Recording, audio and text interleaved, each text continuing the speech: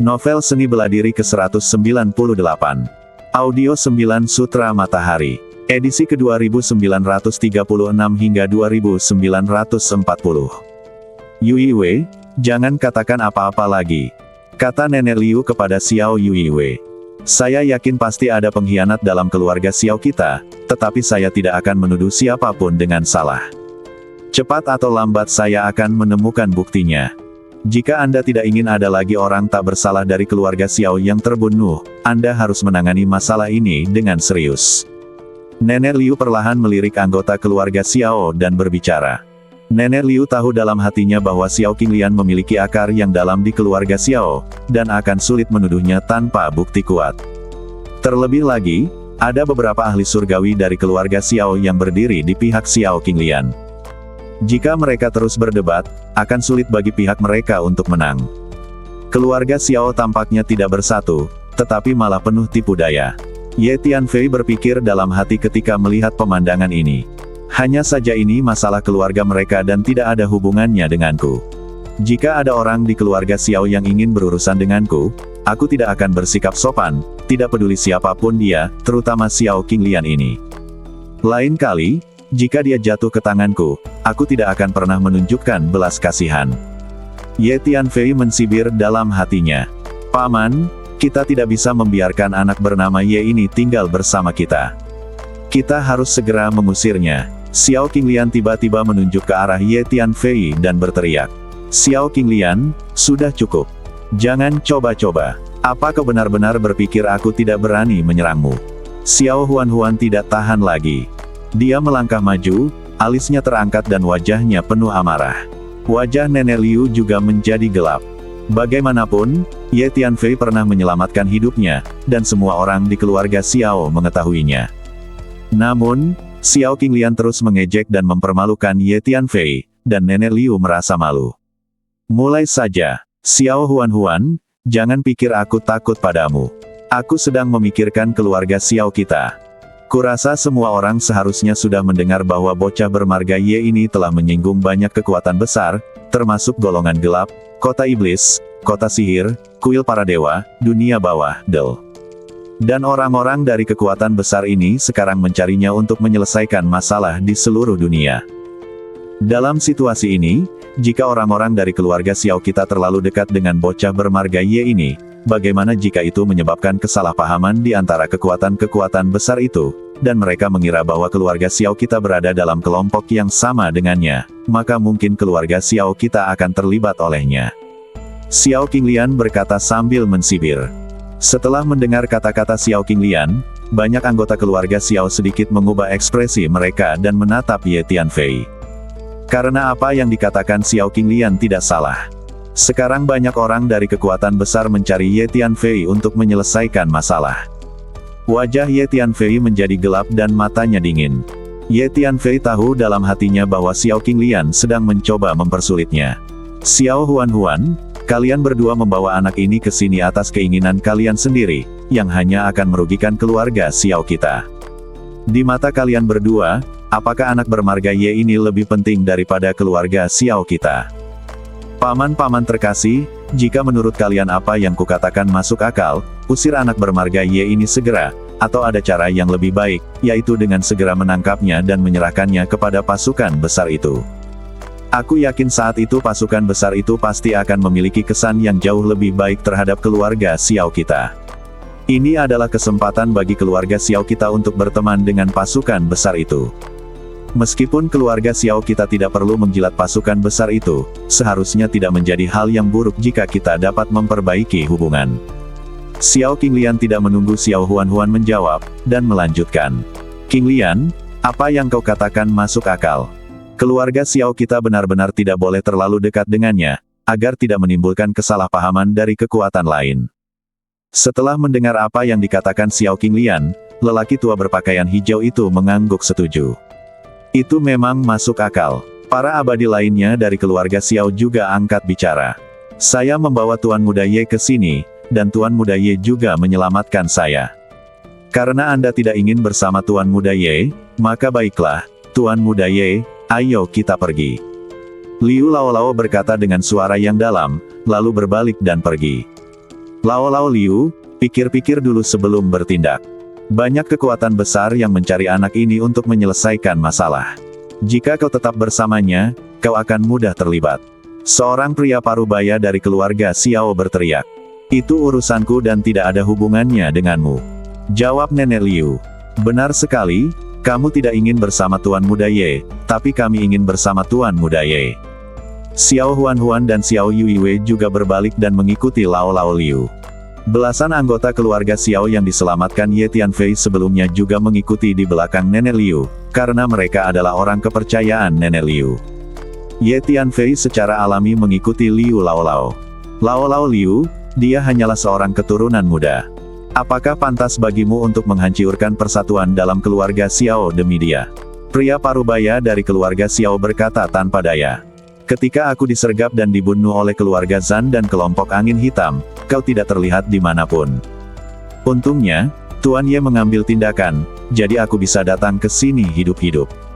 Liu Lao Lao berkata dengan dingin dan melangkah pergi. Hehe, nak, jika kau berani bertarung denganku, kau pasti tidak akan mendapatkan akhir yang baik. Dan kalian berdua kutu kupret, Xiao Huan, tunggu saja, kalian akan lihat apa yang terjadi. Dan wanita tua Liu Lao Lao itu, kau tidak akan memiliki kesempatan untuk keluar dari alam rahasia kehampaan hidup-hidup. Siapapun yang berani bersaing denganku untuk mendapatkan posisi orang suci kali ini akan mati. Hanya aku yang memenuhi syarat untuk menjadi orang suci sejati dari keluarga Xiao. Xiao Qinglian melihat ke belakang Liu Lao Lao dan yang lainnya saat mereka pergi, dengan ekspresi bangga di matanya. Kemudian dia diam-diam mengeluarkan slip komunikasi giok dan mengirim pesan tersebut. Ayo kita pergi ke dunia kehampaan sekarang. Nenek Liu memimpin jalan ke arah dunia kehampaan. Tuan Ye, jangan khawatir. Saya, Nenek Liu, bukanlah orang yang tidak tahu berterima kasih. Anda telah menyelamatkan kami. Jika Anda menghadapi musuh yang kuat saat itu, kami tidak akan tinggal diam. Kata Nenek Liu kepada Ye Tianfei. Maksudnya, jika Ye Tianfei dikepung oleh kekuatan besar itu, dia akan mengulurkan tangan membantu. Aku tidak menyangka wanita tua ini begitu jelas tentang rasa terima kasih dan kebencian. Dia adalah tipe wanita dengan kepribadian yang kuat. Hun Lao berkata kepada Ye Tianfei melalui transmisi suara. Memang, Nenek Liu adalah orang yang jelas-jelas bisa membedakan antara rasa terima kasih dan dendam. Ye Tianfei mengangguk.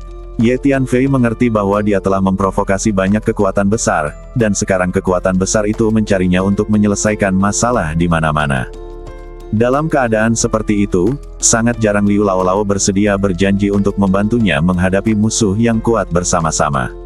Benar sekali, Tuan Ye, jangan khawatir. Jika Anda bertemu musuh, kami pasti akan bekerja sama untuk membantu Anda melawan musuh.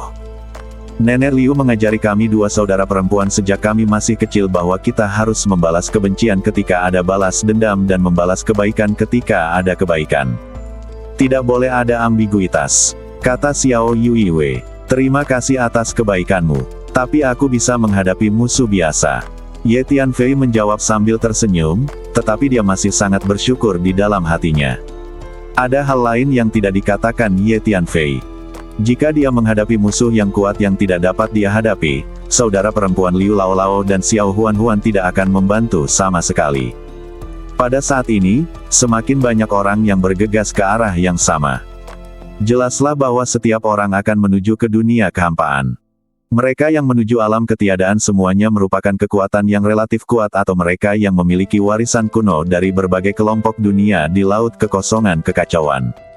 Sepertinya berita tentang Void Realm sudah mulai menyebar, kalau tidak begitu banyak orang tidak akan datang ke sini. Melihat sekelompok orang dari berbagai kekuatan bergegas menuju Void Realm, Liu Lao Lao tidak bisa menahan diri untuk tidak mengerutkan kening. Semakin banyak orang di sana, semakin besar persaingannya. Lihat, anak laki-laki itu tampaknya adalah Ye Tianfei. Tiba-tiba seseorang di kejauhan menunjuk ke arah Ye Tianfei dan berteriak. Sepertinya itu monster dari kota iblis. Raut wajah Nenek Liu sedikit berubah, dan dia segera mengirim pesan kepada Ye Tianfei. Demon Capital adalah kekuatan yang terkenal dan kuat di Chaos Void Sea. Jika tidak perlu, dia benar-benar tidak ingin berkonflik dengan monster di Demon Capital. Itu memang Ye Tianfei dari 3000 dunia kecil. Ayo kita ke sana dan jangan biarkan dia kabur. Puluhan monster melesat ke udara dan menyerbu ke arah Ye Tianfei. Anak bernama Ye dari 3000 dunia kecil ada di sana. Suara marah lain terdengar dari arah lain. Kemudian sekelompok kekuatan gelap menyerbu, masing-masing penuh dengan niat membunuh. Ayo kita lakukan bersama, teriak Xiao Huan. Nenek Liu dan selusin anggota keluarga Xiao siap bertempur. Meskipun jumlah iblis dan kekuatan gelap yang menyerbu tidak banyak, mereka semua dipimpin oleh makhluk surgawi junior. Liu Laolao merasa bahwa dia harus berjuang untuk memperoleh kesempatan menang. Karena hanya ada satu makhluk surgawi di pihak mereka dan jumlahnya jauh lebih sedikit. Lihat, itu Ye Tianfei dari 3000 dunia. Kudengar dia telah memprovokasi beberapa kekuatan besar selama periode ini, dan sekarang mereka ada di sini untuk menyelesaikan masalah dengannya. Banyak orang di kejauhan melihat pemandangan ini dan berhenti untuk menyaksikan keseruannya. Karena selama kurun waktu tersebut, banyak orang dari berbagai kekuatan besar mencari Ye Tianfei kemana-mana. Orang-orang dari berbagai kekuatan besar tersebut mengukir penampilan dan aura jiwa Ye Tianfei, membuat lukisan demi lukisan, dan mengirimkannya kepada siapapun yang mereka lihat, mengerahkan seluruh kekuatan mereka untuk menemukan Ye Tianfei. Jadi Ye Tianfei menjadi terkenal selama periode ini. Meskipun banyak orang belum pernah bertemu Ye Tianfei sebelumnya atau memiliki konflik dengannya, mereka mengenali Ye Tianfei sekilas. Dia hanyalah dewa emas tingkat menengah, dan dia masih sangat muda. Tidak peduli seberapa kuat atau jahatnya dia, kekuatannya terbatas. Beraninya dia memprovokasi begitu banyak kekuatan yang kuat. Seseorang memandang Ye Tianfei dari kejauhan dan berkata dengan bingung. Ye Tianfei melirik para iblis dan golongan gelap yang menyerbu dari jauh, dan tersenyum dingin dalam hatinya. Selama kurun waktu ini, Ye Tianfei telah menggunakan salah satu badan jiwanya untuk memahami dan melatih warisan gerbang hati yang diperolehnya belum lama ini, dan dia juga telah memurnikan dan menyerap sejumlah besar sumber daya energi mental untuk berlatih dari waktu ke waktu. Yang lebih penting, menara pemurnian pikiran menyerap hampir setengah energi mental dan hukum mental di kota itu dan mengeluarkannya, sehingga memiliki jumlah energi mental dan hukum mental yang mencengangkan. Ye Tianfei perlahan-lahan menyempurnakan dan menyerap energi dan hukum di menara pemurnian pikiran, jadi tingkat energi mental Ye Tianfei telah meningkat selama periode ini. Ye Tianfei berencana mencari kesempatan untuk mencoba tingkat energi mentalnya saat ini. Ye Tianfei, aku ingin tahu kemana kau bisa melarikan diri. Seorang makhluk surgawi dari klan iblis memancarkan energi iblis yang kuat dan muncul entah dari mana. Di tangannya, ia memegang pedang iblis yang dipenuhi energi iblis. Ia menunjuk Ye Tianfei dari jauh dan berteriak dengan keras. Teman-teman dari klan iblis, mari kita bekerja sama untuk menghadapi anak bernama Ye ini. Seorang peri dari faksi gelap juga datang berguling dan berteriak keras. Kedua peri itu khawatir Ye Tianfei akan melarikan diri, jadi perhatian mereka terfokus pada Ye Tianfei, dan untuk sesaat mereka tidak menyadari Laolao Liu yang berdiri di samping Ye Tianfei. Pada saat yang sama, kedua makhluk abadi itu tahu bahwa kekuatan tempur Ye Tianfei tidak lemah, jadi mereka sangat berhati-hati dan semua perhatian mereka terfokus pada Ye Tianfei. Tatapan mata Ye Tianfei dingin, dengan sedikit ekspresi jijai di sudut mulutnya. Tuan Ye, jangan khawatir. Mereka hanya dua makhluk surgawi junior. Aku bisa mengatasinya, kata Laolao Liu kepada Ye Tianfei.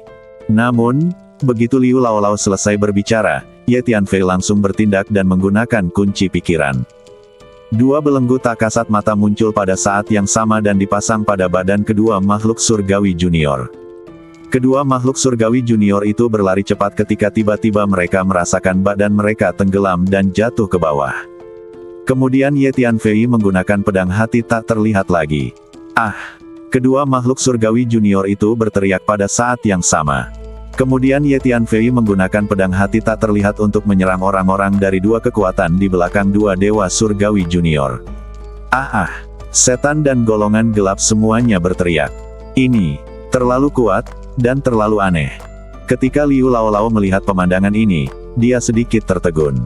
Memanggil, Ye Tianfei melintas dan muncul di depan makhluk surgawi junior dari klan iblis, menatapnya dengan mata dingin.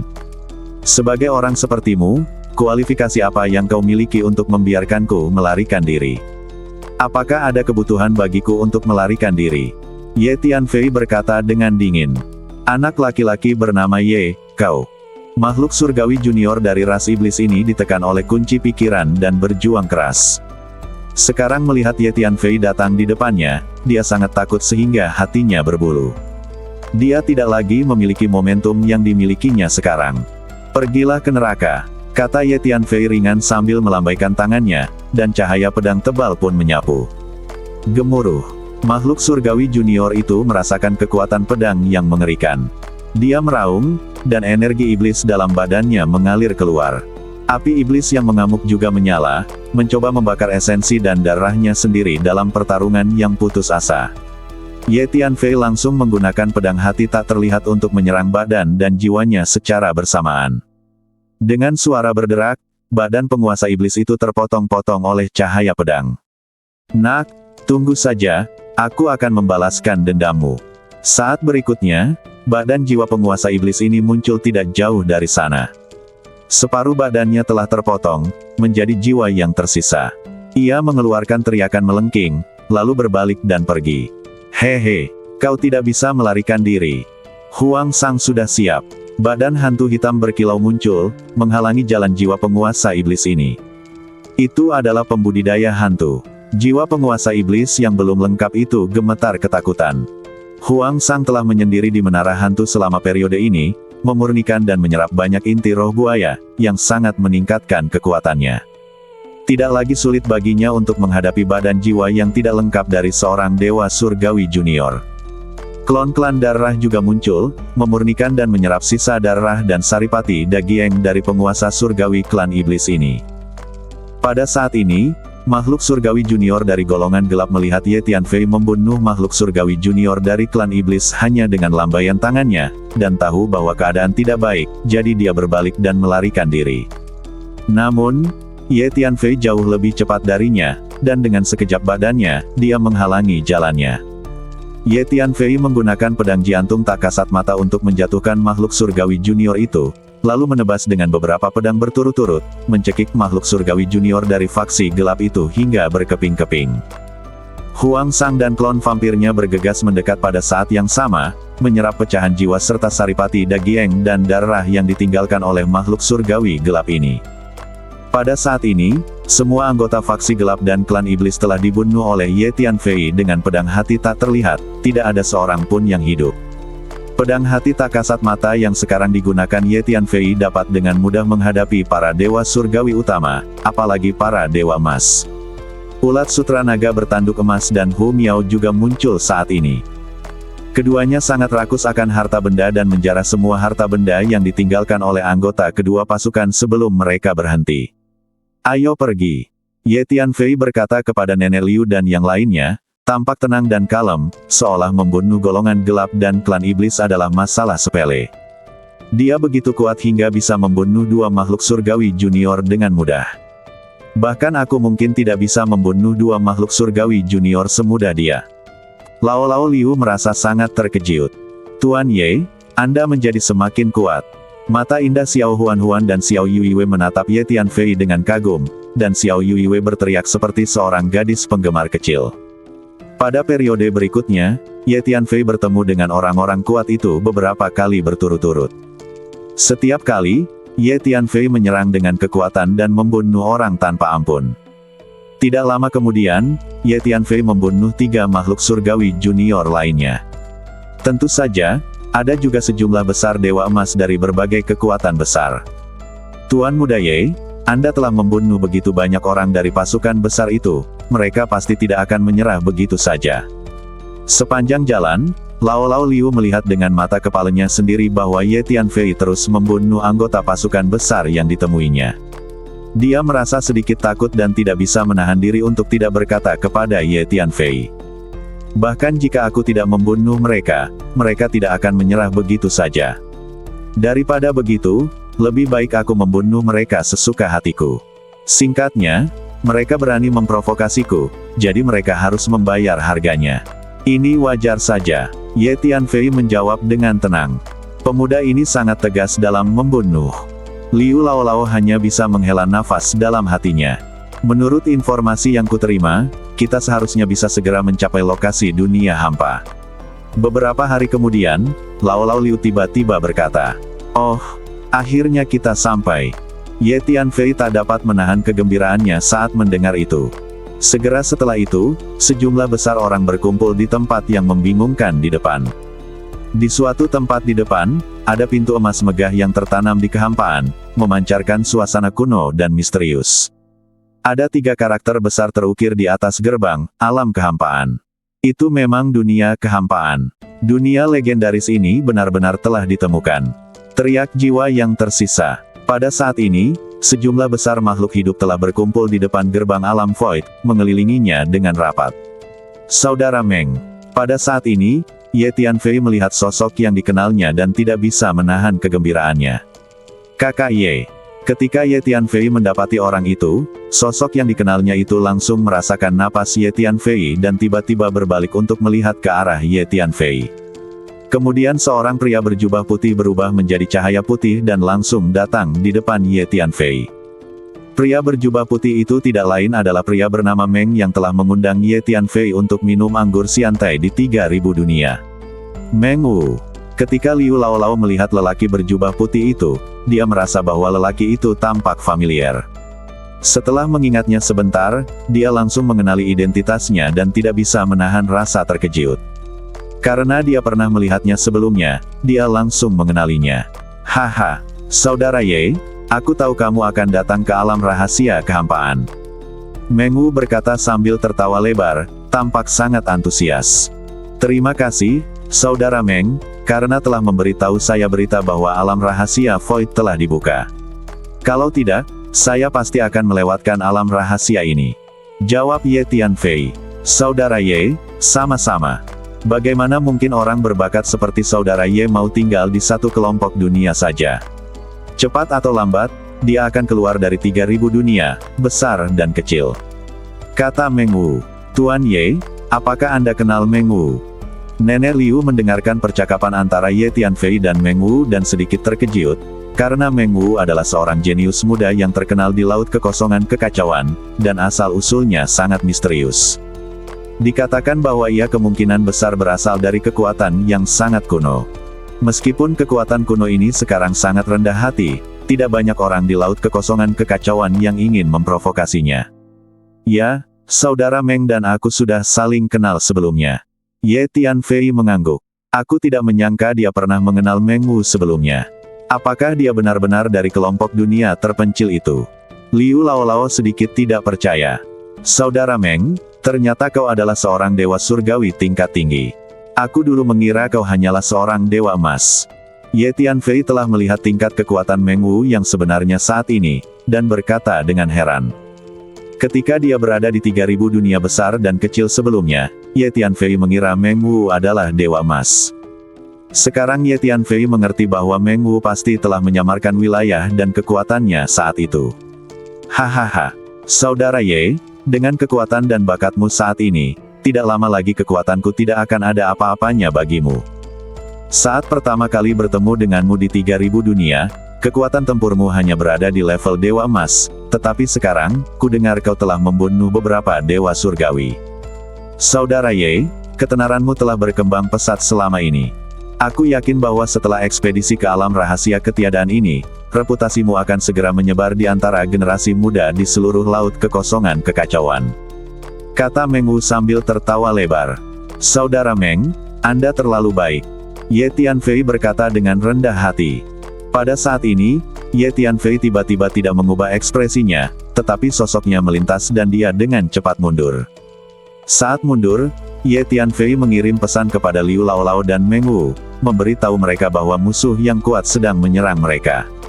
Nenek Liu sangat terkejut hingga dia menjentikkan lengan bajunya, menggulung orang-orang dari keluarga Xiao, dan mengambil langkah mundur yang besar dalam sekejap.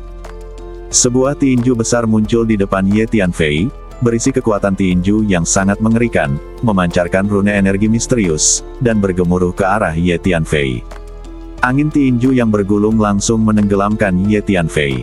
Ye Tianfei benar-benar merasa sedikit tercekik, yang menunjukkan betapa kuatnya pukulan lawan. Ini adalah makhluk surgawi tingkat tinggi yang sedang beraksi. Hati-hati. Jiwa yang tersisa mengingatkan Ye Tianfei.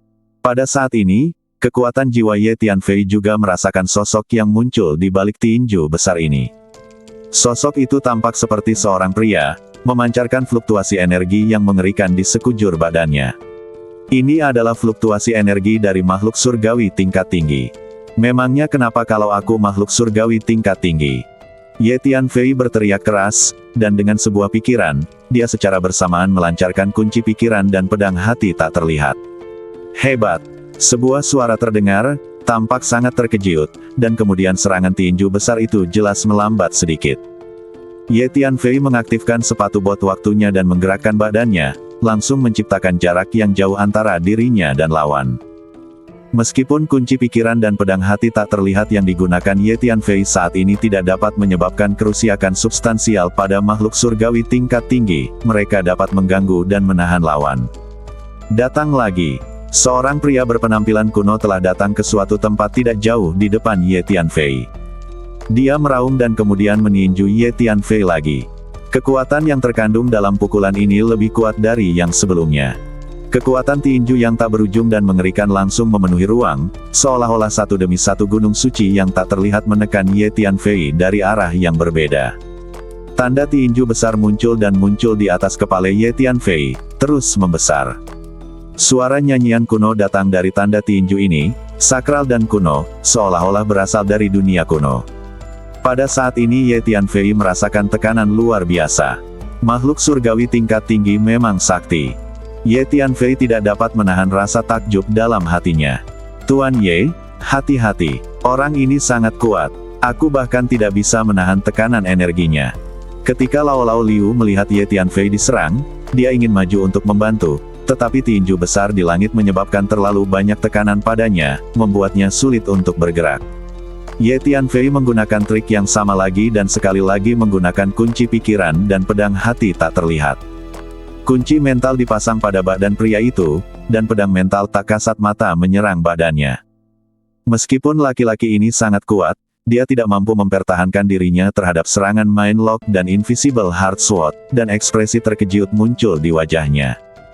Setelah Ye Tianfei mengerahkan Mind Lock dan Invisible Heart Sword, dia mengeluarkan pedang panjang tingkat surgawi dan mengerahkan metode 10.000 pedang kembali menjadi satu, terus-menerus menebas lebih dari selusin balok pedang tebal, yang langsung menebas di depan pria itu.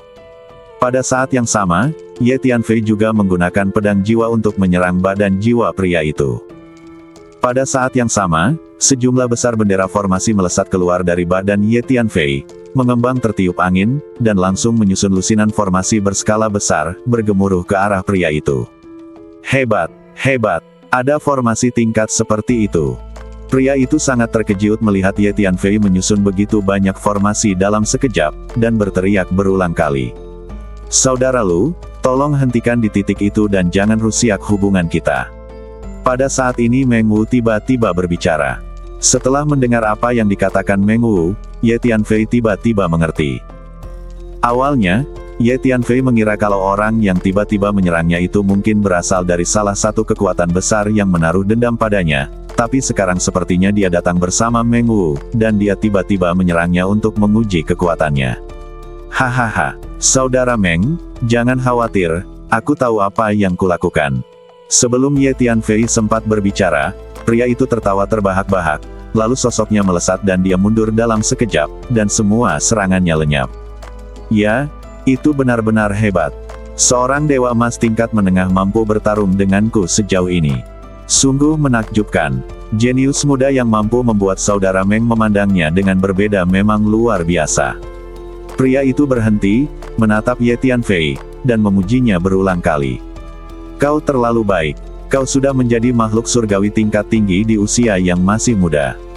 Selain itu, kemampuan tinjumu sangat hebat, jauh lebih baik dariku. Jawab Ye Tianfei. Kau tidak perlu memujiku. Menurut Saudara Meng, aku tidak ada apa-apanya di hadapanmu. Aku telah memiliki sumber daya yang cukup untuk berkultivasi sejak aku masih kecil, dengan bimbingan dari guru-guru terkenal, dan berbagai warisan yang luar biasa untuk dipraktikkan. Tidak mengherankan bahwa aku memiliki kekuatan seperti itu sekarang. Tetapi kau datang dari dunia yang terpencil dan terbelakang, dan kau benar-benar memiliki kekuatan seperti itu. Sungguh menakjubkan. Pria itu melambaikan tangannya dan berbicara, memuji Ye Tianfei dengan sangat lantang dalam kata-katanya. Ya, itulah yang kumaksud. Bagaimana, sekarang kau tahu betapa hebatnya saudara Ye? Meng Wu berkata sambil tersenyum. Saudara Ye, namanya Lu Jun, dan kami berteman baik. Dia tidak punya dendam terhadapmu. Dia hanya mendengar pujianku padamu dan menjadi penasaran, jadi dia ingin menguji kekuatanmu. Kata Meng Wu kepada Ye Tianfei. Benar sekali, saudara Ye. Kita berdua bisa dibilang sudah saling kenal sejak lama. Maaf telah menyinggung perasaanmu. Lu Jun berkata kepada Ye Tianfei sambil tersenyum. Sama-sama, saudara Lu. Ye Tianfei mengangguk sebagai jawaban. Lu Jun, mungkinkah dia pewaris dari keluarga kuno itu? Liu Laolao berdiri di dekatnya mendengarkan percakapan antara ketiga orang itu, dan tiba-tiba dia teringat bahwa memang ada seorang jenius muda bernama Lu Jun di Laut Kekosongan Kekacauan, yang dikatakan berasal dari keluarga yang sangat kuno. Kedua pemuda ini sama-sama berasal dari kekuatan warisan kuno di Laut Kekosongan Kekacauan. Identitas mereka tidak sederhana, tetapi mereka sebenarnya ingin berteman dengan Tuan Ye. Jelas bahwa mereka sangat optimis tentang potensi masa depan Tuan Ye. Nenek Liu berpikir diam-diam di dalam hatinya. Saudara Ye, mungkin kamu datang ke sini karena kamu ingin memasuki dunia kehampaan. Kalau begitu, mari kita pergi bersama. Kata Meng Wu kepada Ye Tianfei. Baiklah, itu benar-benar yang kumaksud, tapi mereka ikut denganku. Ye Tianfei menunjuk ke arah Nenek Liu dan yang lainnya dan berkata. Tidak apa-apa, ayo kita pergi bersama. Meng Wu mengangguk. Tentu saja, hal itu tidak menjadi masalah bagi Nenek Liu dan yang lainnya. Meskipun Meng Wu dan Lu Jun sama-sama muda, mereka berdua memiliki kekuatan seperti makhluk surgawi tingkat tinggi. Tentu saja merupakan hal yang baik untuk bisa bersama dengan dua pria sekuat itu. Fraksi gelap datang. Pada saat ini, Hun Lao tiba-tiba berbicara kepada Ye Tianfei. Sebelum Hun Lao dapat menyelesaikan kata-katanya, sekelompok kekuatan gelap datang bergulung dari kejauhan dan tiba di gerbang dunia kehampaan dalam sekejap. Itu memang Void Realm. Void Realm yang legendaris memang ada di sini, hebat sekali. Seorang anggota faksi gelap melangkah maju, menatap gerbang megah Void Realm di depan mereka, dan berkata dengan penuh semangat. Ini adalah makhluk surgawi tingkat tinggi. Dalam ekspedisi dan perburuan harta karun sebelumnya, makhluk surgawi tingkat tinggi ini selalu bertindak sendiri, seperti naga yang sulit ditemukan. Sekarang setelah berita tentang Void Realm menyebar, makhluk surgawi tingkat tinggi ini bergegas ke sini satu demi satu. Lihat, Ye Tianfei dari 3000 dunia besar dan kecil. Dia ada di sana. Tak lama kemudian, seorang anggota faksi gelap memperhatikan Ye Tianfei, dan langsung menunjuk ke arah Ye Tianfei dan berteriak. Lalu semua anggota golongan gelap memandang ke arah Ye Tianfei. Oh, apakah dia Ye Tianfei dari 3000 dunia kecil? Dia hanya dewa emas tingkat menengah. Aku bisa membunuhnya hanya dengan satu jari. Mengapa dia digambarkan sebagai dewa seperti itu? Makhluk surgawi tingkat tinggi dari golongan gelap merasakan alam Ye Tianfei dan berkata dengan nada bingung. Yang Mulia tidak tahu bahwa meskipun ranah anak ini tidak layak disebut, kekuatan tempurnya yang sebenarnya melebihi ranahnya, dan dia dianggap sedikit jenius. Dan dikatakan bahwa dia menemukan senjata sihir energi mental yang sangat canggih di ranah rahasia kehampaan, yang sangat kuat. Seorang anggota faksi gelap di sebelahnya berkata, senjata ajaib yang menggunakan energi mental. Baiklah, aku lebih tertarik pada senjata ajaib jenis ini. Bagus sekali. Kalau begitu aku akan membunuhnya terlebih dahulu, lalu mempelajari senjata ajaib itu dengan saksama. Makhluk surgawi tingkat tinggi dari golongan gelap itu mengangguk dan menatap Ye Tianfei dengan pandangan merendahkan. Sungguh tidak tahu malu. Apakah menurutmu kakak Ye mudah diganggu? Meng Wu tiba-tiba berkata dengan dingin. Makhluk surgawi tingkat tinggi dari faksi gelap segera mengalihkan pandangannya ke arah Meng Wu. Karena Meng Wu dan Lu Jun telah mempraktikkan teknik rahasia yang sangat maju untuk menahan energi mereka sendiri, akan sulit bagi orang lain untuk merasakan alam dan kekuatan sejati mereka sekaligus jika mereka tidak memperhatikan. Sebelumnya, di 3000 dunia besar dan kecil, Ye Tianfei pernah salah menilai tingkat kekuatan Meng Wu. Makhluk surgawi tingkat tinggi. Makhluk surgawi tingkat tinggi dari Sekte Gelap akhirnya merasakan kekuatan sejati Meng Wu saat ini, dan ekspresinya berubah tanpa sadar. Kemudian dia menatap Lu Jun yang berdiri di sampingnya. Makhluk surgawi tingkat tinggi lainnya. Makhluk surgawi tingkat tinggi dari golongan gelap itu memasang ekspresi jelek di wajahnya. Ada dua makhluk surgawi tingkat tinggi berdiri di samping Ye Tianfei. Meskipun dia benar-benar ingin mengambil tindakan, dia harus berpikir dengan hati-hati. Kalau saja ada satu makhluk surgawi tingkat tinggi, dia mungkin akan mencobanya. Namun, dia tidak begitu yakin bisa bertarung melawan dua makhluk surgawi tingkat tinggi.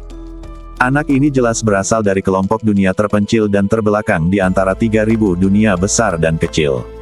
Kok bisa ada dua makhluk abadi tingkat tinggi yang berjalan bersamanya? Makhluk abadi tingkat tinggi dari golongan gelap itu sedikit bingung.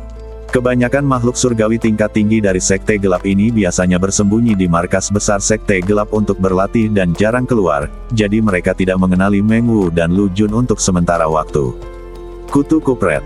Kapan bocah bernama Ye ini bisa dekat dengan dua makhluk surgawi tingkat tinggi? Anggota faksi gelap lainnya juga mengumpat dalam hati mereka, merasa sedikit tidak rela. Pada saat itu, sekelompok orang lain datang berdatangan dari kejauhan. Orang-orang dari kuil surga ada di sini, kata seseorang dengan lembut. Ye Tianfei menoleh dan segera melihat sosok yang dikenalnya di antara orang-orang dari kuil para dewa. Pangeran ketiga kuil surga. Sebelum orang-orang dari kuil para dewa tiba di gerbang alam kekosongan, mereka semua sangat bersemangat. Ye Tianfei, kemarilah dan mahteilah. Sesaat kemudian, pangeran ketiga dari kuil surga juga menemukan Ye Tianfei. Ia langsung menjadi marah dan berteriak kepada Ye Tianfei dengan suara seperti guntur. Saudara Ye, tampaknya Anda telah menyinggung banyak orang, tetapi jangan khawatir, dengan saya di sini, mereka tidak berani melakukan apapun kepada Anda. Tentu saja, bahkan jika saya tidak ada di sini, Anda tidak perlu takut kepada mereka dengan kekuatan Anda, Saudara Ye. Meng Wu melangkah maju dan berdiri di depan Ye Tianfei.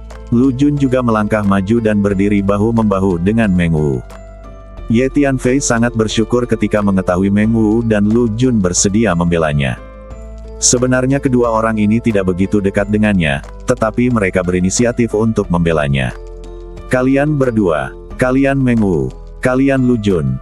Pada saat ini, San Taichi dari kuil surga tiba-tiba mengenali Meng Wu dan Lu Jun dan berteriak kaget.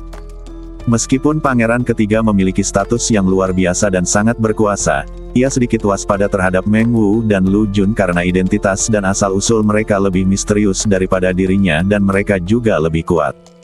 Jika terjadi pertarungan sungguhan, ia mungkin bukan lawan mereka. Apa hubunganmu dengan anak bernama Ye itu?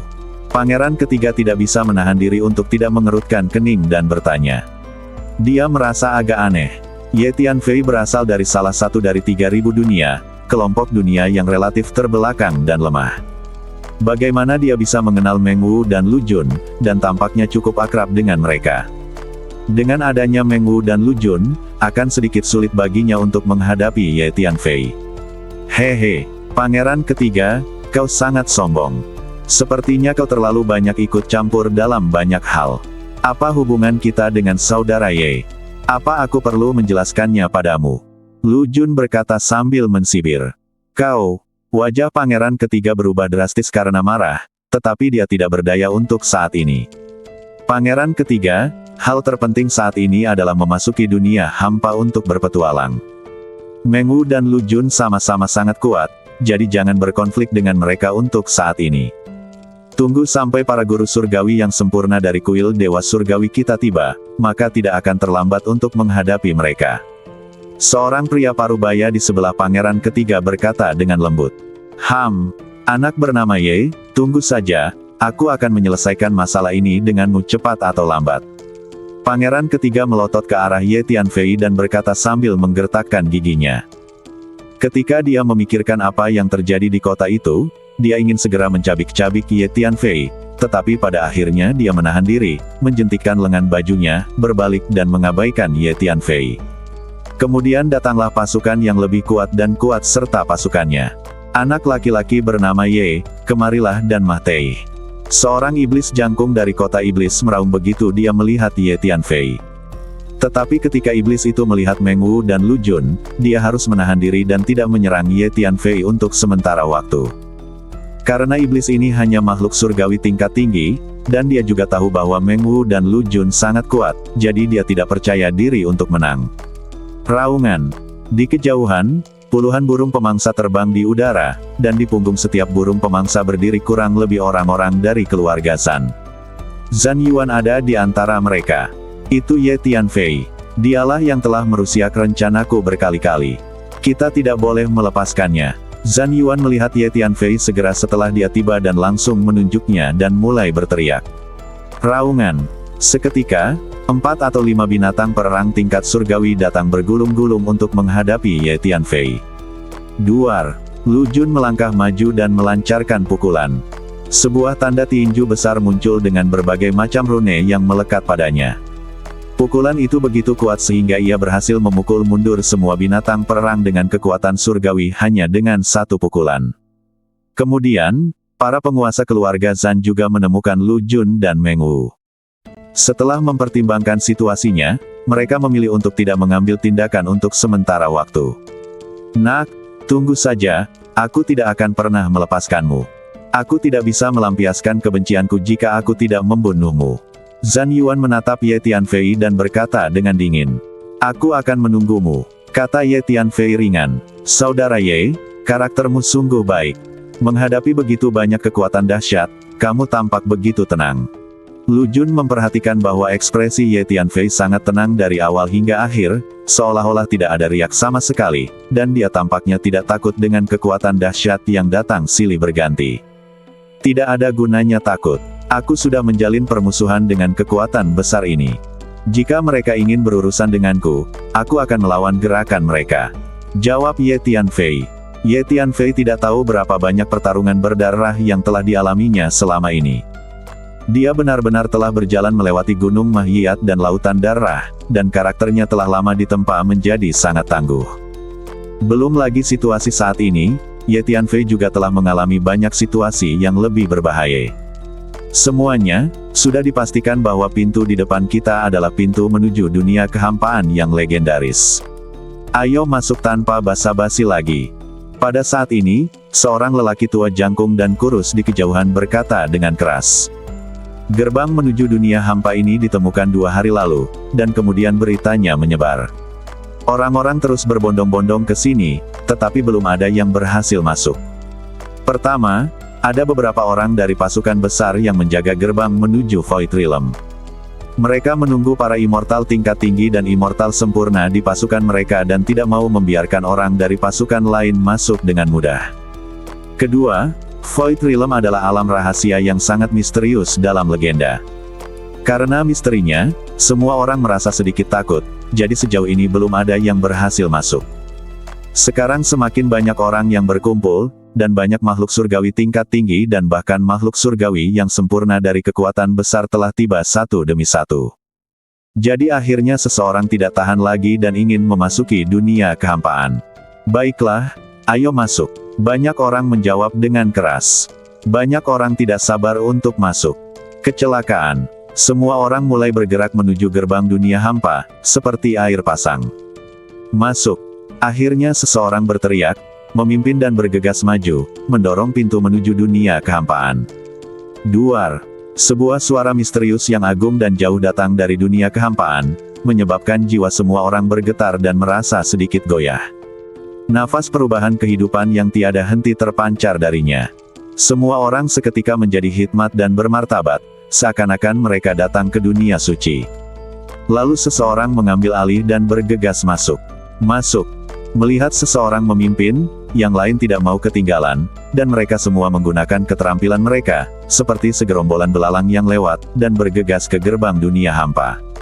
Ye Tianfei, Meng Wu dan Lu Jun berjalan berdampingan dan bergegas masuk bersama. Nenek Liu dan keluarga Xiao mengikuti di belakang, dan Peng Rou beserta saudara laki-laki dan perempuannya juga bergegas masuk bersama. Saat berikutnya, semua orang mendapati diri mereka memasuki dunia sunyi yang dipenuhi suasana zaman kuno. Segala sesuatu di dunia ini seakan diam, ruang diam, waktu diam, energi diam, Hukum-hukum diam, singkatnya, segala sesuatu diam, bagaikan dunia yang sepenuhnya membeku, bagaikan lukisan, atau seperti cermin. Dan semua orang juga menemukan bahwa segala sesuatu di dunia ini ditutupi oleh lapisan debu, memancarkan kesan kuno. Itu bukan debu biasa di dunia, melainkan debu yang tersisa setelah energi waktu dan hukum waktu menurun.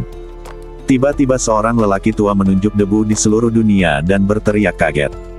Peri yang tertinggal setelah energi waktu dan hukum waktu menurun.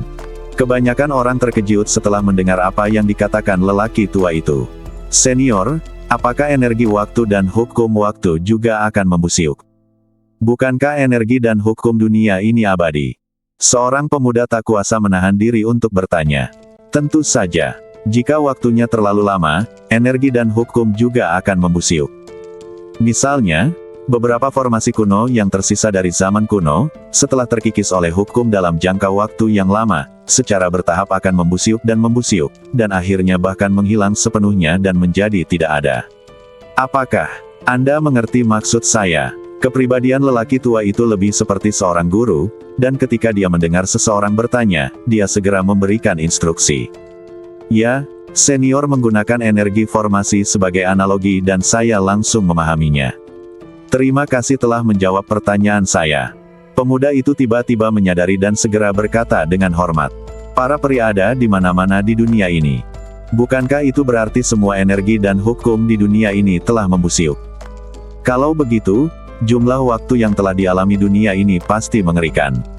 Apakah harta dan kesempatan di dunia ini masih ada? Kita tidak akan melakukan perjalanan yang sia-sia, bukan? Seseorang menghela nafas. Dunia ini ditinggalkan oleh dewa ketiadaan, jadi pasti ada banyak harta dan koneksi yang ditinggalkan oleh dewa ketiadaan. Dewa ketiadaan adalah dewa yang kuat di zaman kuno, dan bahkan disebut dewa di antara para dewa. Harta dan koneksi yang ditinggalkannya kemungkinan besar akan tetap terjaga bahkan setelah waktu yang lama. Ayo, mari kita lihat-lihat. Banyak master dari berbagai kekuatan telah memimpin anggota pasukan mereka maju. Selanjutnya, setiap orang yang memasuki dunia ini mulai bergerak di dunia ini, mencoba mencari harta karun dan peluang yang ditinggalkan oleh dewa ketiadaan. Berjalan di dunia yang statis ini, satu-satunya hal yang dapat didengar orang adalah napas dan langkah kaki sekelompok makhluk asing ini. Kemudian setiap orang melepaskan energi jiwanya untuk memahami dunia. Oh tidak, kemampuan persepsiku tampaknya telah menghilang setelah memasuki dunia ini. Aku tidak dapat merasakan apapun, bahkan orang-orang di sekitarku. Semua orang merasa ngeri karena mereka semua menemukan bahwa kemampuan persepsi mereka telah sepenuhnya menghilang.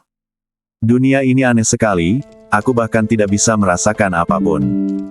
Ye Tianfei berada dalam situasi yang sama dan menemukan bahwa kemampuan kekuatan jiwanya tidak berguna di dunia ini. Saudara Lu, Saudara Ye, dunia ini tampaknya tidak memiliki energi atau hukum, tetapi sangat mungkin ada beberapa hukum atau batasan yang sangat canggih. Justru hukum dan batasan inilah yang membatasi kemampuan persepsi kita. Meng Wu berkata kepada Lu Jun dan Ye Tianfei melalui transmisi suara. Mari kita berusaha untuk tetap bersama dan tidak terpisah, sehingga kita bisa saling menjaga. Kata Meng Wu lagi, hati-hati. Banyak orang saling mengingatkan dalam hati. Menghadapi dunia yang aneh ini, setiap orang bersikap sangat berhati-hati, takut kalau dunia yang aneh ini mengandung beberapa bahaya yang mengerikan. Lihat, ada seekor rusa yang bersinar di sana, penuh dengan aura suci. Itu pasti rusa dewa. Tiba-tiba seseorang menunjuk sesuatu yang tidak jauh dari sana dan berseru kaget. Bukan hanya satu, tapi sekelompok. Teriak yang lain. Semua orang menoleh cepat, dan melihat bahwa memang ada selusin rusa yang bermandikan cahaya ilahi yang cemerlang, berlari dan melompat dengan langkah-langkah riang. Tampaknya mereka adalah sekelompok rusa yang sedang bermain dan mencari makanan. Lalu semua orang terkejut saat mendapati belasan rusa itu benar-benar berjalan ke arah mereka. Rusa-rusa ini memancarkan cahaya ilahi yang misterius di sekujur badan mereka. Mungkinkah mereka adalah sekelompok rusa ilahi? Seseorang berkata dengan heran. Rusa-rusa ini hidup di dunia kuno yang hampa, jadi mereka pasti luar biasa. Mungkin setiap rusa sangat kuat. Ayo cepat minggir, kata seseorang. Rusa dewa. Semua orang, harap perhatikan. Nilai rusa dewa ini pasti tak terukur. Bersiaplah dan lihat apakah kalian bisa menjinakkan rusa dewa ini. Jika kalian bisa menjinakkan rusa dewa ini dan membawanya kembali ke keluarga kalian untuk dibesarkan, itu akan menjadi pencapaian yang luar biasa. Orang-orang dari keluarga Zan kebetulan ada di sana, dan makhluk surgawi yang sempurna dari keluarga Zan mengirim pesan kepada anggota klan lainnya. Seluruh anggota keluarga Zan segera melakukan persiapan. Meskipun rusa-rusa dewa ini terlihat sangat misterius, keluarga Zan merupakan keluarga penjinak binatang buas tradisional di Laut Kekosongan Kekacauan, jadi mereka secara alami memiliki banyak keterampilan dan seni bela diri yang dirancang khusus untuk menghadapi berbagai burung dan binatang buas. Orang-orang dari kekuatan lain menghindari mereka satu demi satu, tetapi orang-orang dari keluarga Zan tidak menghindar, tetapi malah maju untuk menemui mereka. Orang-orang dari keluarga Zan ingin menjinakkan rusa-rusa suci itu. Orang-orang ini terlalu berani. Dunia ini sangat aneh. Rusa-rusa suci ini hidup di dunia ini, jadi mereka tidak mudah diprovokasi. Seseorang berkata, keluarga Zan adalah keluarga penjinak binatang buas tradisional. Setiap binatang buas dewasa dalam keluarga adalah penjinak binatang buas ulung dengan kemampuan luar biasa. Mereka mungkin punya cara untuk menghadapi rusa-rusa suci ini. Beberapa orang juga mengatakan, saat berikutnya, sekitar selusin rusa dewa telah tiba. Rusa-rusa suci ini mengabaikan semua orang, seolah-olah mereka tidak dapat melihat makhluk-makhluk yang telah menerobos masuk dari dunia luar. Mereka memperlakukan semua orang seperti udara dan terus bergerak maju di sepanjang jalan asal mereka, berlari dan melompat. Serang! Makhluk surgawi sempurna dari keluarga Zan memberi perintah, melangkah maju, dan mengambil inisiatif untuk menyerang. Dia membentuk segel dengan tangannya dan mengeluarkan satu demi satu segel misterius, yang menyapu seluruh ruang dan mengenai salah satu rusa suci. Ada juga cincin putih yang keluar dari atas kepalanya, memancarkan rune misterius berwarna kuning pekat. Jika diperhatikan dengan seksama, Anda dapat menemukan bahwa setiap rune kuning menirukan penampilan ras hewan tertentu dan terus berevolusi. Aneh sekali, cincin putih itu pun melesat keluar dan menutupi kepala rusa suci itu. Anggota keluarga Zan yang lain pun turut bertindak. Mereka mempersembahkan senjata-senjata ajaib, atau menggunakan berbagai keterampilan dan ilmu bela diri yang khusus mereka latih untuk menghadapi burung-burung dan binatang buas, serta memanggil rusa dewa. Keluarga Zan memang keluarga penjinak binatang tradisional yang terkenal. Mereka memiliki metode unik dalam menangani binatang buas dan burung. Melihat hal ini, orang-orang di sekitar terkesan dan memuji mereka satu demi satu. Ketika banyak kekuatan besar di Laut Kekosongan Kekacauan membutuhkan binatang perang, mereka akan pergi ke keluarga Zan untuk membelinya. Jadi keluarga Zan adalah keluarga yang relatif populer dengan hubungan yang baik. Keluarga Zan dan aku sudah berada dalam hubungan yang tidak bersahabat. Mereka ingin menjinakkan rusa-rusa suci ini, tetapi aku mempersulit mereka. Melihat Zan Yuan berdiri di punggung seekor burung buas, Ye Tianfei mensibir dalam hatinya dan bersiap untuk campur tangan. Dan kemudian pada saat ini, apa yang terjadi? Rusa-rusa suci itu tampak transparan. Bukankah mereka makhluk nyata? Tiba-tiba, banyak anggota keluarga Zan berteriak kaget. Karena anggota keluarga Zan menggunakan berbagai keterampilan dan seni bela diri untuk menghadapi binatang buas dan burung, ketika mereka mendarat di sekitar selusin rusa dewa, seolah-olah mereka jatuh di udara. Semuanya melewati badan dan tidak berpengaruh pada rusa dewa. Saat berikutnya, selusin rusa dewa berpapasan dengan anggota keluarga Zan. Kedua belah pihak hampir bertabrakan, tetapi selusin rusa dewa itu tampak seperti udara ilusi dan langsung menembus badan anggota keluarga Zan. Rusa-rusa suci itu bahkan tidak memandang ke arah anggota keluarga Zan. Rusa-rusa suci ini semuanya ilusi. Semua orang sedikit terkejut. Kalian mau kemana? Apa kalian ingin melarikan diri dari alam dewa dan turun ke bumi untuk menjalani hidup bahagia? Tepat saat semua orang terkejut, seorang anak tau kecil muncul di kejauhan dan dengan cepat mengejar sekitar selusin rusa dewa.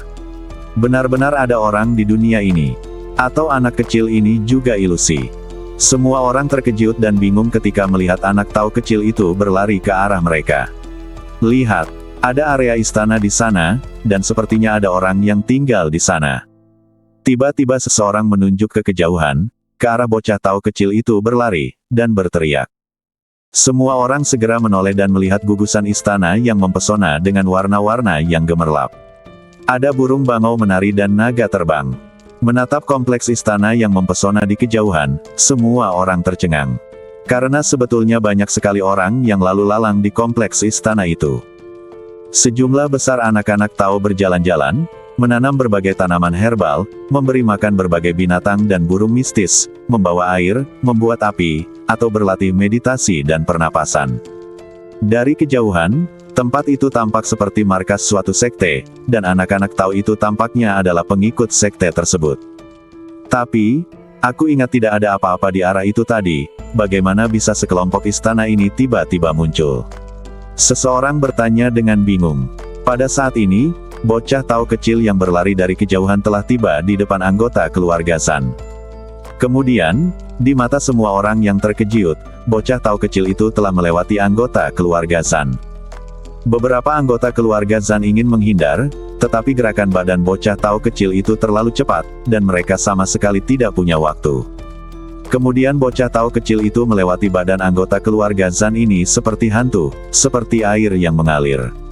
Anak kecil ini tidak nyata, dia hanya ilusi. Beberapa anggota keluarga Zan berteriak kaget. Mungkinkah apa yang kita lihat sekarang hanyalah ilusi dan tidak nyata? Semua orang sangat terkejut. Pada saat ini, selusin rusa dewa dan bocah Tao kecil itu telah pergi jauh, dan menghilang di cakrawala jauh setelah beberapa saat. Di dunia ini, tak seorang pun mampu menggunakan energi jiwa untuk merasakan, maka tak seorang pun segera dapat merasakan kemana rusa dewa dan bocah Tao kecil itu pergi. Ayo kita ke sana dan lihat. Kurasa meskipun istana itu ilusi, pasti ada misteri di dalamnya. Tiba-tiba seseorang berkata, dan berjalan menuju kompleks istana yang mempesona di kejauhan. Benar juga, ayo kita pergi dan melihatnya. Yang lain tidak mau ketinggalan dan mengikuti. Ye Tianfei, Meng Wu dan Lu Jun juga berbaur dengan kerumunan dan berjalan bersama. Dunia ini penuh dengan keanehan, jadi setiap orang sangat berhati-hati, mengamati situasi sekitar sambil berjalan. Segera setelah itu, semua orang tiba di depan kompleks istana. Yang kulihat hanyalah istana-istana megah yang menjulang dan riuntuh, bersinar dengan cahaya ilahi, tampak sangat sakral. Lihat, bocah Tao kecil itu tampaknya sedang berlatih teknik telapak tangan yang sangat canggih. Seseorang berseru dengan heran. Semua orang segera menoleh. Benar saja, saya melihat seorang bocah Tao kecil berlatih serangkaian teknik telapak tangan, dan setiap gerakan tampaknya penuh misteri. Bocah Tao kecil ini terlihat sangat muda, tetapi dia memiliki kekuatan yang luar biasa. Setiap kali dia menyerang dengan telapak tangannya, ruang di depannya hancur berkeping-keping seperti tahu. Terlebih lagi, setiap gerakan tampaknya menggerakkan semacam hukum dan tren tertentu, yang menderu kencang. Aneh sekali. Gambar-gambar di depanku ini jelas-jelas ilusi, tetapi mengapa aku samar-samar bisa merasakan kekuatan telapak tangan bocah Tao kecil ini? Beberapa orang yang dekat denganku tiba-tiba mengubah ekspresi mereka dan melangkah mundur. Benar saja, aku juga merasakan kekuatan telapak tangan bocah Tao kecil ini. Yang lain juga berkata, tapi anak-anak Tao kecil ini hanyalah bayangan ilusi. Bagaimana kita bisa merasakan kekuatan telapak tangannya? Seorang makhluk surgawi tingkat tinggi berjalan mendekati anak Tao kecil lainnya, mengulurkan tangannya untuk menyentuhnya, tetapi tangannya menembus badan anak Tao kecil itu seolah-olah dia sedang menyentuh udara transparan, lalu dia berkata dengan bingung. Saya mengerti, orang-orang ini mungkin hidup di zaman kuno. Apa yang kita lihat di hadapan kita adalah gambaran mereka yang tercetak di bagian waktu dan ruang ini. Artinya, bocah Tao kecil ini benar-benar berlatih teknik telapak tangan di sini pada zaman kuno, dan meninggalkan bekas di sini, memengaruhi bagian waktu dan ruang ini, jadi sampai sekarang kita masih bisa merasakan energi dari teknik telapak tangan. Seorang makhluk surgawi yang sempurna berbicara. Jadi begitulah adanya. Tiba-tiba seseorang menyadarinya. Namun masih banyak pula orang yang belum begitu mengerti. Jika ini adalah teknik telapak tangan kuno, maka kita dapat mengambil kesempatan ini untuk mempelajarinya. Teriak seseorang. Bagus. Yang lainnya semua tergerak. Mereka berpikir bahwa teknik telapak tangan yang dipraktikkan oleh bocah Tao kecil itu pasti sangat maju. Akan menjadi keuntungan besar jika mereka bisa mendapatkannya. Maka setiap orang memperhatikan dengan seksama teknik telapak tangan yang diperagakan oleh bocah Tao kecil itu. Namun, semua orang segera menemukan bahwa meskipun teknik telapak tangan yang dilakukan oleh bocah Tao kecil di depan mereka tampak sangat jelas dan masuk akal, tidak semua orang dapat memahami misteri teknik telapak tangan ini.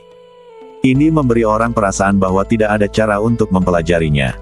Bahkan makhluk surgawi tingkat tinggi dan makhluk surgawi yang sempurna tidak dapat memahaminya. Teknik telapak tangan ini terlalu maju dan mendalam. Aku tidak bisa memahaminya dengan levelku saat ini. Ya, aku juga tidak memahaminya. Tak lama kemudian, semua orang berseru. Ada seorang anak kecil berlatih bela diri di sana. Kelihatannya seni bela diri itu sangat maju. Tiba-tiba seseorang menunjuk ke sebuah istana yang tidak jauh dari sana. Di dalam istana, terlihat seorang anak Tao kecil duduk bersila berlatih bela diri. Rune misterius terus-menerus muncul dari badannya, lalu menyelimuti badannya, lalu membentuk perisai cahaya rune yang tersusun dari rune yang rapat, berkilau dan menyilaukan. Suara Tao yang agung terpancar dari badan bocah Tao kecil ini dan bergema di seluruh ruangan. Kemudian semua orang melihat 3 bunga teratai emas tiba-tiba muncul dari kepala bocah Tao kecil itu. Ketiga bunga teratai itu mekar dengan cahaya keemasan yang bergulir, sama mempesonanya seperti 3 matahari kecil. Lalu 3 teratai emas itu menjelma menjadi ribuan dan jutaan bunga emas ilusi, yang menyebar ke ruang di sekelilingnya, tampak sangat misterius. Semua orang tahu bahwa ini pasti seni bela diri yang sangat maju. Hanya saja keterampilannya lebih sulit dipelajari dan dipahami daripada seni bela diri. Tak seorang pun dapat memahami teknik telapak tangan tadi, dan kini teknik yang dipraktikkan bocah Tao kecil ini bahkan makin sulit dipahami. Mungkinkah peluang di dunia ini adalah keterampilan dan seni bela diri yang dipraktikkan oleh anak-anak Tao kecil ini? Apakah kesempatan ini hanya tersedia bagi mereka yang sangat jenius dan berbakat yang memasuki dunia ini? Seseorang tak dapat menahan diri untuk berbicara. Lihat, ada anak kecil di sana yang sedang membuat ramuan ajaib. Ramuan yang dibuatnya benar-benar berubah menjadi binatang suci. Mungkinkah yang dibuatnya adalah ramuan suci yang legendaris? Pada saat ini, seseorang menunjuk ke istana lain dan berteriak kaget. Pintu istana tidak tertutup, dan orang dapat dengan jelas melihat seorang anak Tao kecil sedang memurnikan pil di dalamnya. Anak laki-laki itu memurnikan pil dengan sangat cepat, dan pil yang dimurnikannya segera berubah menjadi binatang mistis dengan berbagai bentuk setelah bergegas keluar dari tungku pil, berlari dan terbang kemana-mana di istana. Pil ajaib. Semua orang melihat ke arah istana, melihat binatang suci di dalam istana yang berubah dari ramuan, mata mereka menyala. Sayang sekali ramuan suci itu palsu. Akan lebih bagus jika ramuan suci itu asli. Seseorang berkata dengan nada menyesal. Jangan pikirkan itu. Semua hal yang kita lihat di depan mata kita adalah gambaran ilusi. Itu adalah kejadian di zaman dahulu, tercetak dalam ruang dan waktu ini, dan terus-menerus diputar ulang. Oleh karena itu, kita hanya bisa melihat pil ajaib ini dan tidak ada peluang bagi kita untuk mendapatkannya. Seseorang berkata sambil menghela nafas. Bukankah dikatakan bahwa ada harta dan kesempatan yang ditinggalkan oleh dewa ketiadaan di alam kekosongan? Sekarang setelah kita memasuki alam ketiadaan, yang dapat kita lihat hanyalah gambaran-gambaran ilusi ini. Mungkinkah legenda itu salah, dan dewa ketiadaan tidak meninggalkan harta atau kesempatan apapun di dunia ini? Orang lain berkata dengan ragu. Pada saat ini, ekspresi Ye Tianfei tiba-tiba berubah. Apa yang terjadi? Ye Tianfei berkata dengan ragu dalam hatinya. Karena Ye Tianfei tiba-tiba menemukan bahwa tungku alkimia di badannya bergetar sedikit, seolah-olah ada semacam reaksi. Tungku alkimia ini ditemukan oleh Ye Tianfei di sebuah kota kuno di daerah gurun setelah ia memasuki alam rahasia ketiadaan. Ye Tianfei membawanya bersamanya dan tidak punya waktu untuk mempelajarinya untuk saat ini. Tanpa diduga, tungku alkimia ini tiba-tiba bereaksi dan mulai bergetar secara otomatis. Arah di mana tungku alkimia ini bereaksi sebenarnya adalah di dalam istana tempat bocah Tao kecil itu memurnikan ramuan. Ye Tianfei segera menemukan ini. Kemudian Ye Tianfei menemukan sesuatu yang lebih aneh lagi. Di dalam istana itu, tungku alkimia yang digunakan oleh bocah Tao kecil untuk membuat ramuan itu persis sama dengan tungku alkimia yang dibawanya, bahkan auranya pun sama. Tidak mungkin, Bagaimana mungkin tungku alkimia yang kudapatkan persis sama dengan yang digunakan oleh bocah Tao kecil itu? Ye Tianfei sangat terkejut.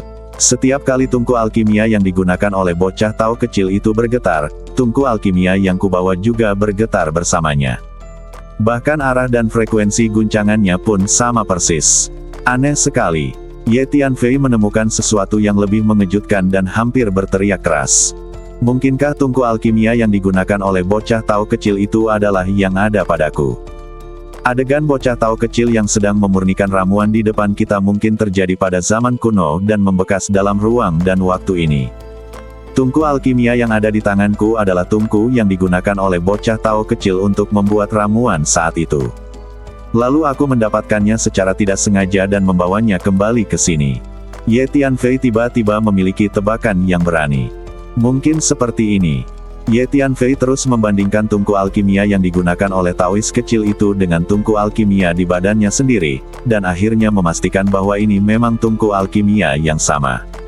Dunia ini sungguh menakjubkan. Saya benar-benar mengalami hal seperti itu. Ye Tianfei tidak bisa menahan diri untuk tidak menghela nafas dalam hatinya. Pada saat ini, bocah Tao kecil di istana masih memurnikan ramuan itu. Keterampilan alkimia luar biasa yang dia tunjukkan membuat semua orang memujinya lagi dan lagi. Benar-benar luar biasa. Teknik alkimia yang dilakukan oleh bocah Tao kecil ini adalah teknik alkimia paling cemerlang yang pernah saya lihat dalam hidup saya. Saya menduga bahwa bocah Tao kecil ini mungkin adalah sang alkemis ilahi yang legendaris. Konon setiap pil yang dibuat oleh seorang alkemis ilahi adalah pil ilahi. Belum lagi makhluk biasa, bahkan para dewa pun sangat berhasrat untuk mendapatkan pil ajaib yang dibuat oleh seorang alkemis ajaib. Tiba-tiba seorang lelaki tua berteriak dengan suara kaget. "Guru dan Yuanzi, aku tidak menyangka kau akan datang juga." Begitu lelaki tua itu membuka mulutnya untuk berbicara, banyak orang di sekitarnya mengenali identitasnya. Ternyata dia adalah Master Dan Yuanzi yang terkenal. Master Dan Yuanzi adalah seorang ahli alkimia yang sangat terkenal di Laut Kekosongan Kekacauan. Berbagai pil abadi yang disempurnakannya memiliki kualitas yang sangat tinggi dan merupakan harta karun yang sangat ingin didapatkan oleh banyak orang. Master Dan Yuanzi, aku tidak menyangka bahwa kau juga memasuki dunia hampa ini bersama kami. Merupakan suatu kehormatan untuk bertemu dengan guru hari ini. Setelah identitas Master Dan Yuanzi dikenali, banyak master dari kekuatan besar segera maju untuk menyambutnya dengan ramah. Namun, Master Dan Yuanzi dengan saksama mengamati keterampilan alkimia bocah Tao kecil di istana, dan tidak punya waktu untuk memperhatikan orang-orang di sekitarnya yang menyambutnya. Hebat, sungguh brilian.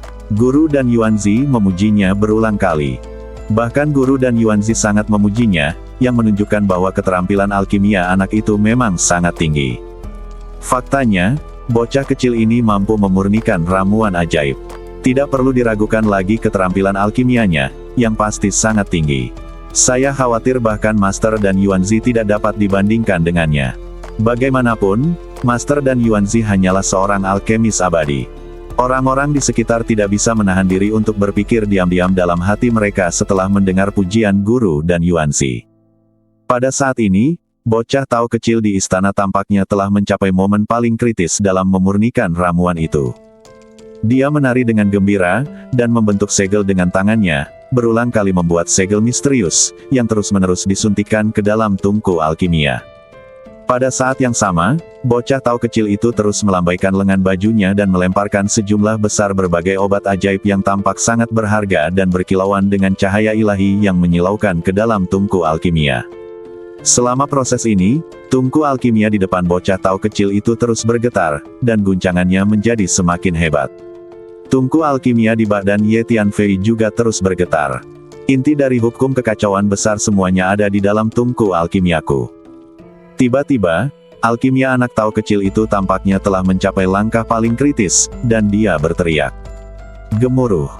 Area besar ruang dan waktu di sekitarnya bergetar hebat karena teriakannya, lalu semua orang merasakan berbagai hukum dan energi di ruang dan waktu di sekitarnya terus-menerus berkumpul ke dalam tungku alkimia di depan bocah Tao kecil itu seperti ratusan sungai yang menyatu ke dalam laut, dan pada saat yang sama, tampaknya semacam kemauan Tao tingkat tinggi juga mengalir deras ke dalam tungku alkimia. Nyalakan tungku perapian. Teriak bocah Tao kecil itu. Tungku alkimia di depannya tiba-tiba terangkat ke udara, lalu mendarat di telapak tangannya yang terentang, melayang di udara, terus berputar dan bergemuruh. Yang tidak diduga Ye Tianfei adalah pada saat yang sama, tungku alkimia di badannya benar-benar keluar dari badannya saat mendengar teriakan bocah Tao kecil itu, melesat keluar dengan kecepatan yang mencengangkan, lalu mendarat di telapak tangan bocah Tao kecil itu. Kedua tungku alkimia itu langsung menyatu menjadi satu. Tidak bagus. Ye Tianfei melihat tungku alkimia itu menjauh darinya dan tidak punya waktu untuk bereaksi. Pemilik tungku alkimia ini adalah seorang dewa. Ye Tianfei awalnya ingin membawanya kembali untuk mempelajarinya dengan saksama guna melihat apakah ia bisa memperoleh sesuatu darinya. Tanpa diduga, ia dipanggil pergi oleh bocah Tao kecil itu. Mungkinkah bocah Tao kecil ini adalah pemilik tungku alkimia ini? Kalau begitu, bocah Tao kecil ini adalah dewa. Ye Tianfei tiba-tiba memikirkan hal ini. Apakah semua anak Tao kecil di hadapanku ini adalah dewa kuno? Ye Tianfei merasa sedikit terkejut saat melihat anak Tao kecil di mana-mana di kompleks istana ini. Apa yang terjadi? Apakah kamu melihatnya? Sebuah tungku pil benar-benar terbang keluar dari badan anak laki-laki itu dan mendarat di telapak tangan anak laki-laki Tao kecil itu. Tapi, bukankah pemandangan di depan kita ini, termasuk anak-anak Tao kecil ini, hanyalah ilusi? Melihat pemandangan ini, semua orang terkejut dan ragu apakah mereka salah lihat. Mereka semua menunjukkan ekspresi bingung. Awalnya, semua orang mengira bahwa adegan bocah Tao kecil yang memurnikan ramuan di depan mereka adalah jejak zaman kuno dan sekarang hanyalah ilusi. Namun sekarang bocah Tao kecil itu benar-benar memanggil tungku ramuan di badan Ye Tianfei. Ini terlalu aneh. Saudara Ye, apa yang terjadi? Meng Wu bertanya pada Ye Tianfei dengan rasa ingin tahu. Aku tidak tahu apa yang terjadi. Aku menemukan tungku alkimia itu secara tidak sengaja di alam rahasia kehampaan.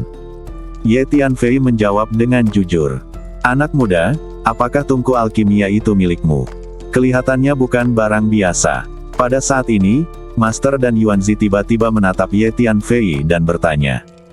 Namun Ye Tianfei tidak punya waktu untuk memperhatikannya, karena perhatian Ye Tianfei saat ini sepenuhnya tertuju pada bocah Tao kecil itu. Senior, menurutmu apakah bocah Tao kecil ini bisa menjadi pemilik tungku alkimia itu? Ye Tianfei menyampaikan keraguan dan pikirannya kepada jiwa yang tersisa di menara hantu. Itu mungkin. Tungku alkimia sungguhan dan tungku alkimia ilusi dapat menyatu, yang berarti keduanya mungkin berasal dari tungku alkimia yang sama. Bocah Tao kecil itu dapat memanggil tungku alkimia yang tersembunyi di badanmu dengan teriakan keras, jadi kemungkinan besar dialah pemiliknya. Kata jiwa yang tersisa. Kalau begitu, lupakan saja. Awalnya aku pikir aku bisa mendapatkan tungku alkimia peninggalan dewa, tapi aku tidak menyangka bahwa aku sudah bertemu pemiliknya sekarang. Aku hanya bisa mengembalikannya ke pemilik aslinya dan menganggap diriku tidak beruntung. Ye Tianfei berpikir sejenak dan menghela nafas. Meskipun Ye Tianfei ingin segera datang dan mengambil kembali tungku alkimia itu, bocah Tao kecil itu setengah asli dan setengah palsu, dan mungkin adalah dewa kuno, jadi dia sangat misterius. Ye Tianfei tidak ingin memprovokasi dia dengan mudah. Terlebih lagi, benda ini awalnya milik orang lain, dan tidak ada dendam di antara mereka. Ye Tianfei tidak tega merebutnya. Master dan Yuanzi diam-diam marah ketika dia melihat Ye Tianfei mengabaikannya dan bahkan tidak memandangnya, dan dia mendengus dingin. Sebagai seorang ahli alkimia yang terkenal, ia berkelana di lautan hampa yang kacau. Kemanapun ia pergi, ia disambut oleh semua kekuatan besar seperti bulan yang dikelilingi oleh bintang-bintang. Para majikan dari generasi tua juga akan memperlakukan Anda dengan sopan.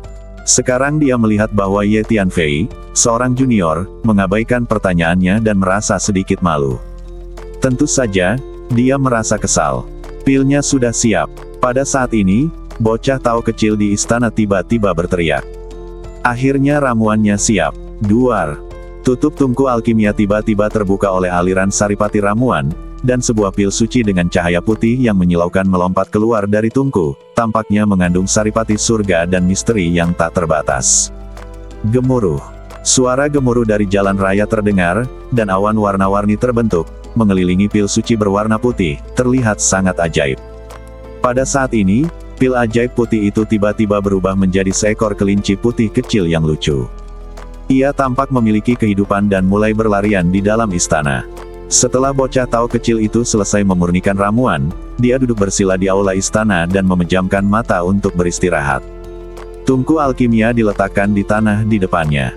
Pil ajaib, ini pil ajaib.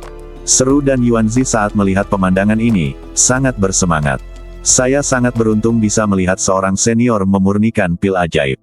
Selama aku tekun berlatih teknik alkimia senior ini, aku akan mampu mencapai tingkatan lebih tinggi dalam alkimia di masa mendatang. Dan Yuanzi menangis dengan air mata mengalir di wajahnya dan suaranya bergetar. Dan Yuanzi memperhatikan proses alkimia bocah tao kecil itu dengan saksama dan telah menghafal setiap langkah dan setiap detailnya. Pil Dewa. Yang lain melihat kelinci putih kecil itu berlari dengan gembira dan tahu bahwa dan Yuanzi benar. Pil yang baru saja disempurnakan bocah tao kecil itu memang pil dewa. Legenda mengatakan bahwa setelah pil dewa disempurnakan, ia dapat berbentuk dan bahkan memiliki vitalitas. Saya tidak menyangka akan menyaksikan seorang ahli pil dewa memurnikan pil dewa hari ini. Sungguh menakjubkan. Sayangnya kemampuan alkimiaku sudah lama ditinggalkan dan aku tertinggal dalam bidang ini. Ye Tianfei terkejut dan menghela nafas dalam hatinya. Kau tahu, ketika dia berada di benua Tianxuan sebelumnya, keterampilan alkimia Ye Tianfei termasuk yang tertinggi di dunia.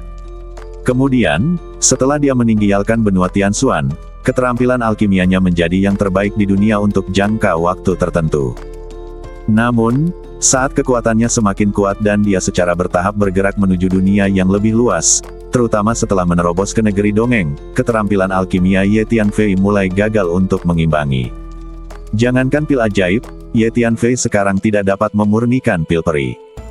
Jika aku memiliki kesempatan di masa depan, aku akan mempelajari alkimia dengan saksama. Lagi pula, alkimia memiliki manfaat besar untuk budidaya. Ye Tianfei berpikir dalam hati. Anak-anak tao kecil ini memang gambaran ilusi, tetapi mengapa anak tao kecil tadi bisa memanggil tungku alkimia dari anak itu? Aneh sekali. Pada saat ini, seorang makhluk surgawi yang sempurna berjalan ke ruang terbuka di dekatnya, mengulurkan tangan untuk menyentuh seorang anak tao kecil yang sedang merebus air dan membuat teh, dan akhirnya melewati badan anak tao kecil itu. Ini menunjukkan bahwa anak-anak tao kecil dalam pemandangan di depannya memang ilusi. Mungkinkah ada yang salah dengan tungku alkimia? Tanyakan saja pada anak itu dan Anda akan tahu. Seseorang melihat ke arah Ye Tianfei. Kupikir dengan memasuki alam kekosongan, aku bisa mendapatkan harta karun dan kesempatan yang ditinggalkan oleh dewa ketiadaan, tetapi pada akhirnya aku tidak mendapatkan apapun. Sungguh mengecewakan, kata orang lain. Sekarang kita sudah di sini, mari kita lihat-lihat dulu. Mungkin ada kejutan di luar sana. Jawab seseorang. Saudara Ye, saudara Lu, mari kita pergi ke tempat lain untuk melihat-lihat. Kompleks istana di depan kita ini tampaknya ilusi, dan tidak akan ada keuntungan jika tetap tinggal di sini. Meng Wu berkata kepada Ye Tianfei dan Lu Jun. Baiklah, ayo kita pergi ke tempat lain. Lu Jun mengangguk. Namun, pada saat ini, hati Ye Tianfei tergerak, dan dia menatap istana tempat bocah tao kecil itu baru saja memurnikan ramuan, wajahnya penuh keterkejutan. Karena barusan, Ye Tianfei sepertinya mendengar bocah tao kecil itu berbicara. Aku tidak pernah menyangka bahwa pemuda ini telah dipenuhi dengan aura begitu banyak dewa. Begitulah yang Ye Tianfei dengar dari bocah tao kecil itu. Yang lebih mengejutkan Ye Tianfei adalah ketika bocah tao kecil itu tiba-tiba membuka matanya dan meliriknya. Mungkinkah senior ini bukan hayalan, tapi nyata? Dewa yang nyata. Ye Tianfei sedikit tertegun, tidak dapat menerimanya, dan menduga bahwa dia mungkin salah dengar. Lupakan saja, itu hanya tungku alkimia. Aku akan memberikannya padamu. Tepat ketika Ye Tianfei bertanya-tanya apakah dia salah dengar, sebuah suara samar terdengar lagi. Kali ini, Ye Tianfei yakin bahwa si bocah tao kecil lah yang berbicara. Bersambung.